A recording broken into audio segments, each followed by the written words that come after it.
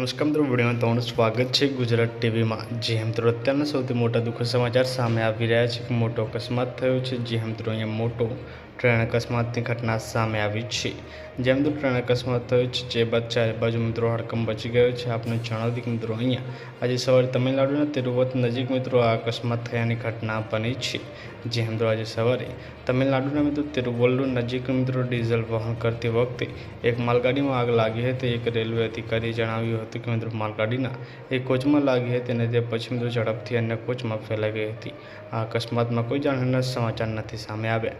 Fire એન્જિનનો મિત્રો ઘટના સ્થળે જ મોકલવામાં આવી છે। તો મિત્રો ખૂબ જ મોટી ખબર છે, તમિલનાડુમાં મોટો ટ્રેન અકસ્માત થયો છે, જ્યાં મિત્રો અહીંયા ઘટના સ્થળે જ મોતની ઘટના સામે આવી છે। પલ પલની અપડેટ મળતી રહેશે। ધન્યવાદ।